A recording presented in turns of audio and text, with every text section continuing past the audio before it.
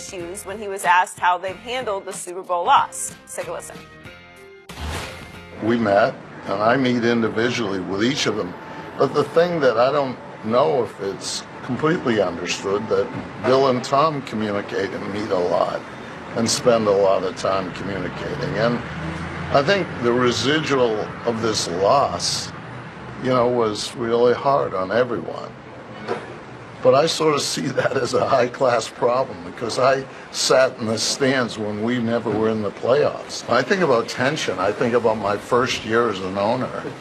And I love Bill Parcells, but, if you knew him as a coach, the players walked on eggshells. And maybe ownership did, as we went down the learning curve of how to get along. And it was a great lesson for me to learn and train and try to understand how to be a good owner and at the same time how to work with a very strong and powerful coach. And I think, the so-called tension gets greater when you lose. Shan, how big of a problem is this for the Patriots? This is a big deal because Mr. Kraft is still addressing it. And the underlying thing, he used Coach Parcells as a reference. But guess what happened with Coach Parcells? He left. Bill Belichick's still there. Tom Brady's still there. He said, high-class problem. See, Skip, those are the worst problems to have. You know why? Because you can't throw money at them and make them go away. This has nothing to do with money. This has everything to do with who gets the credit. When we talk about those great Packers teams, they're Lombardi Packers. They don't talk about Bart Starr. He was great, Hall of Fame. They don't say Nitsky. They don't say Horning or Jim Taylor. Lombardi Packers. Now, Skip, there was a dichotomy working in San Francisco. Bill Walsh, Joe Montana. Bill Walsh and Joe Montana. Bill Walsh retires. Joe Montana go gets another one. Now Joe Montana is most responsible. Who is most responsible for what's going on in New England?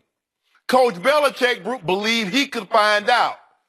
Give me Jimmy G and I can win a Super Bowl here. All he needs is win one. Tom Brady says, hey, it's me. All I need to do is win one without you. The tension's still there. You can meet all you want to. You slap that man's hand. Tom Brady's looking at Coach Belichick. Coach Belichick, I've been with you for 18 years. 5 of those, at the end of the season, we've been the happiest of all the NFL teams. 12 times we've been to the AFC Championship game. Coach Belichick say, Bob Kraft, I've been with you for 20 years. And I've won you 5 Super Bowls. And you tell me no? You see, the thing is what he talks about here, again, I reference Coach Parcells. Coach Parcells was a lifer, was a football lifer. Mr. Kraft was a novice. So Coach Parcells was throwing his weight around because Mr. Kraft didn't know any better. But as Mr. Kraft started to grow, he's like, hold on, wait a minute. You can't talk to me like that. I signed your check. If I say this how it goes, this how it goes. And guess what happened? Mr. Kraft, he's a small man by stature, short, but not in stature, but in height. Stood up. Bill, I pay your salary. This is what I'm telling you to do. I'm not asking you. This is what I'm telling you to do.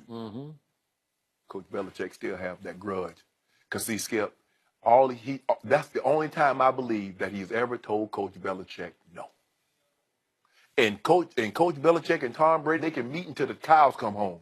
But Tom Brady knows that Coach Belichick was willing to part ways with him to prove that he is the mastermind behind all of this. And all of this success is because of BB. So Mr. Kraft can try to put a nice spin on it all he wants to. But this is not going away.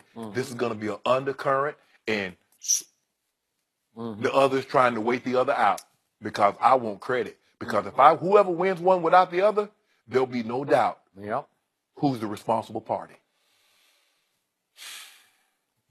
I am with you every step of the way on this. This is the 3rd time publicly Robert Kraft has acknowledged he has a problem. He's 3 times called it a problem.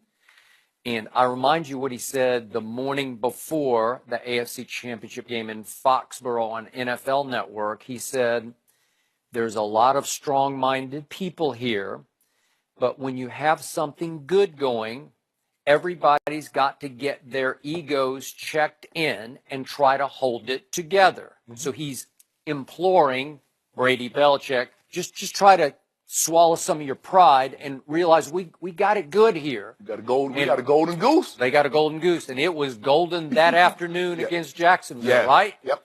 And it's another Brady comeback and Super Bowl, here we come. And it doesn't feel the same now. No. Because it didn't work in the Super Bowl for many various reasons, even though the quarterback threw for the most yards in playoff game history. But now at the league meetings, the owners' meetings, Mr. Kraft has to sit back and try to spin it into, we have a high-class problem, meaning a great problem that every other team in this league would love to have our problem. But it's still a problem. And he can't fix it unless somebody goes. Yeah, exactly. And right now, he's holding on for dear life. Let's try it again one more time and hope they can keep their egos in check and make it work. But it started to unravel when, after Belichick, for the first time, as you point out, got overruled by the owner, he gave away Jimmy Garoppolo. And he had already given away a Jacoby Brissett, who's now hot on the trade market. Everybody's trying to trade for Jacoby Brissett because he showed some ability last year. Yeah. He showed he could be a starting quarterback and be pretty good. And a lot of teams want him probably as a quality backup quarterback, but somebody might want him as a starter. So you gave him away to Indy. You gave away Jimmy G to the young coach that you love and you've mentored in Kyle Shanahan. And then, all of a sudden, your quarterback winds up with a gash in his hand, and you just openly ridicule it. You just did. You just ridiculed it. It was a media circus, In not the a words of football Rob Parker, he poo-pooed it. He poo-pooed it. He completely poo-pooed it. Well, that's just like you're being openly disdainful of your franchise quarterback that you wanted to ease into the sunset after this year, right? And now we get to the Super Bowl, and inexplicably, you don't play Malcolm Butler for one defensive snap after he played the most defensive snaps during the regular season? Of anybody? How do you explain that, Mr. Kraft? Do you think Robert Kraft has had that conversation with Bill Belichick? And you dared to? And you and I talked about it on Friday. When have you known the Coach Belichick to show up at a basketball game during week of the Super Bowl? I don't know. I'm like, either he feels awful confident that his team's going to win, or he just like, take this, Mr. Kraft. Heck with it, yeah. I mean, because this is what this is about, Skip. This is all this is about. Yeah. This is about credit, because it's going to go down in history.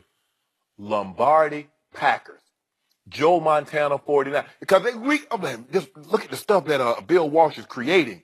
So we'd have never known. Because was it Bill Walsh or was it Joe Montana? But when Joe goes out there and hangs 55 points on the Broncos in Super Bowl and they win again, okay, well, Joe's the reason why. Yeah.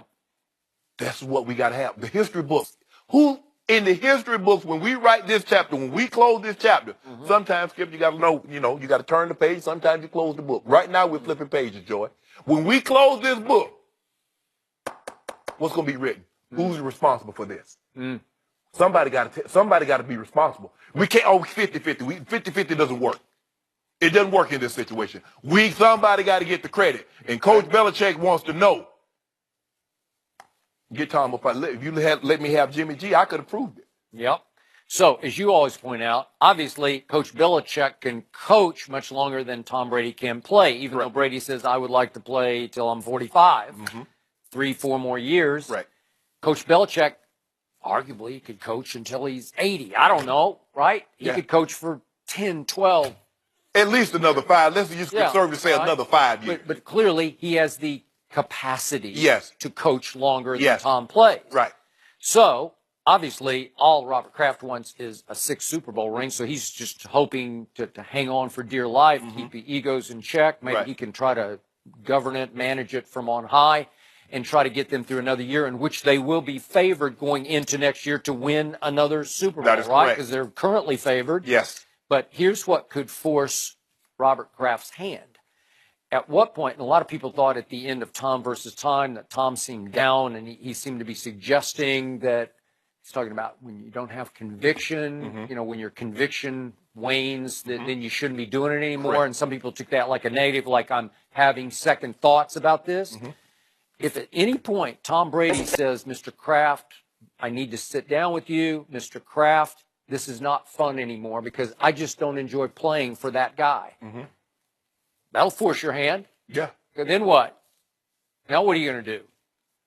Thank you very much, Tom. See you later. You gonna pat him on the head and let him walk into the sunset? Because it could come to that. He's made it abundantly clear how he views Tom Brady. He views Tom Brady in the same light he views his blood sons, Jonathan Kraft. He has 4 kids. Well, actually, he has 5 because Tom Brady is his. I agree. Tommy. Tommy. Tommy. I mean, when you FaceTime, when a player is FaceTiming the owner in Israel or on vacation, be it he's on vacation or the owner's on vacation, that lets you know the relationship or the type of relationship they have.